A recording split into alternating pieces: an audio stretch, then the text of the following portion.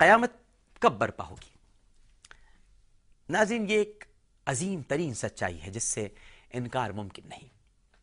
یہی وجہ ہے کہ ہر زمانے میں ہر پیغمبر نے اپنی امت کو روز حشر سے ڈرایا۔ اب جہاں تک قیامت کے برپا ہونے کی مخصوص ساعات کے تعین کا تعلق ہے تو اس بات کا قطعی تعین کسی نبی نے نہیں کیا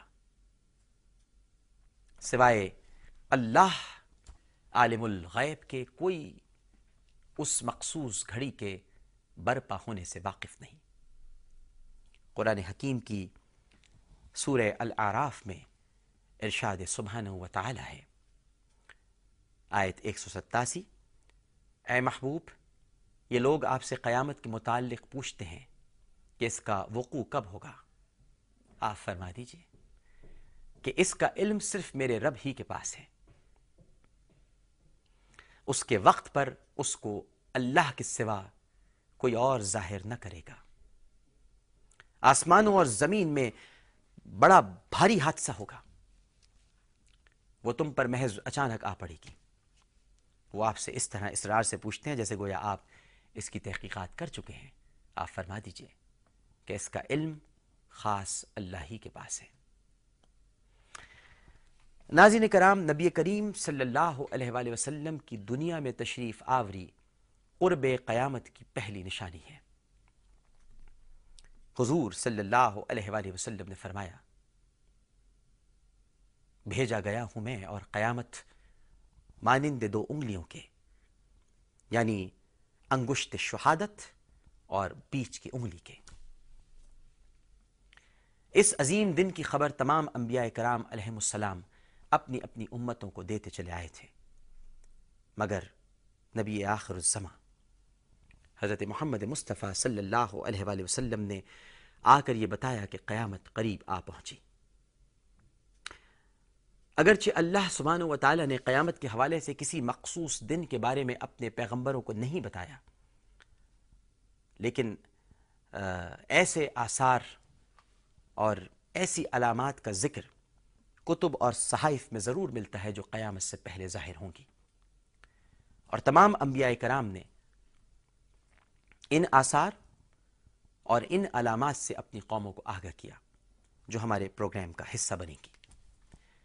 ہمارے پیارے نبی صلی اللہ علیہ وآلہ وسلم نے، جو نبی آخر الزماں بھی ہیں، اپنی امت کو آنے والے دن سے ڈرایا ہے اور اس دن سے پہلے ظاہر ہونے والی علامات کو اپنے خطبوں میں واضح کیا ہے۔ صحیح مسلم میں حضرت ابو زید رضی اللہ تعالی عنہ فرماتے ہیں کہ نبی کریم صلی اللہ علیہ وآلہ وسلم نے ہم کو فجر کی نماز پڑھائی اور ممبر پر بیٹھ کر ہمارے سامنے خطبہ دیا، یہاں تک کہ ظہر کی نماز کا وقت ہو گیا۔ پھر آپ نے اتر کر نماز پڑھی، دوبارہ ممبر پر تشریف لے گئے اور ہمیں خطبہ دیتے رہے یہاں تک کہ عصر کا وقت ہو گیا۔ پھر آپ نے اتر کر نماز پڑھی، ممبر پر تشریف لے گئے اور ہمیں خطبہ دیتے رہے یہاں تک کہ آفتاب غروب ہو گیا۔ پس آپ نے ہمیں اس خطبے میں ان تمام اہم واقعات کی خبر دی جو ہو چکے اور جو آئندہ ہونے والے ہیں، اور ہم میں سے جس کا حافظہ زیادہ قوی تھا وہی ان واقعات کو زیادہ جاننے والا تھا۔ اب ایک سوال یہ اٹھتا ہے ناظرین کہ علامات قیامت کی اقسام کیا ہیں؟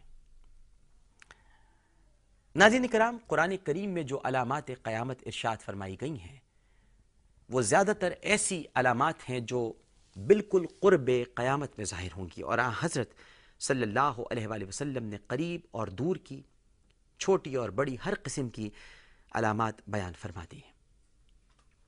بنیادی طور پر علماء کرام نے علامات قیامت کی 3 قسمیں بیان کی ہیں، مگر امت کی آسانی کے لیے انہیں 2 حصوں میں تقسیم کیا ہے۔ ان علامات کو عام طور پر علامات صغرا اور علامات کبرا کہا جاتا ہے۔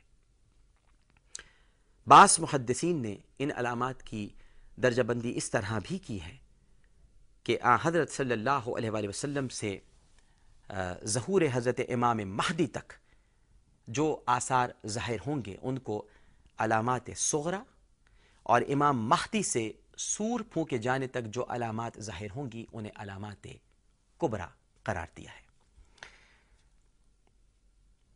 رسول کریم صلی اللہ علیہ وآلہ وسلم نے قیامت کے حوالے سے جن واقعات اور علامات کا ذکر کیا تھا وہ سامنے آ چکے ہیں اور وقتاً فوقتاً سامنے آ رہے ہیں، یعنی قیامت سے پہلے کی علامات جو کہ علامات صغریٰ کہلاتی ہیں وہ ہمیں میرے خیال سے بہت حد تک دکھائی دے رہی ہیں۔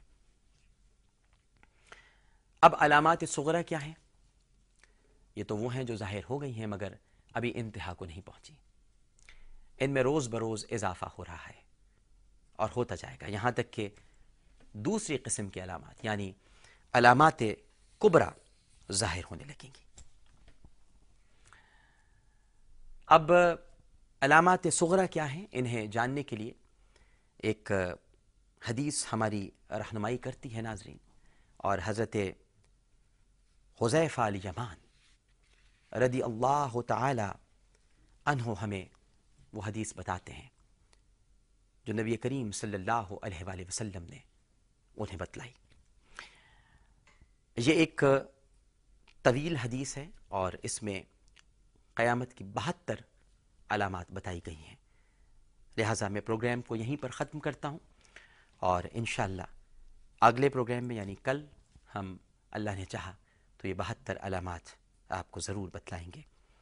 اللہم صلی علی سیدنا و مولانا محمد وعلی آلہ واصحابہ وبارک وسلم وصلی علیہ۔ عامر لیاقت حسین کو اجازت دیجیے، اللہ نے چاہا تو کل پھر ملاقات ہوگی، اپنا بہت خیال رکھیے گا، اللہ حافظ۔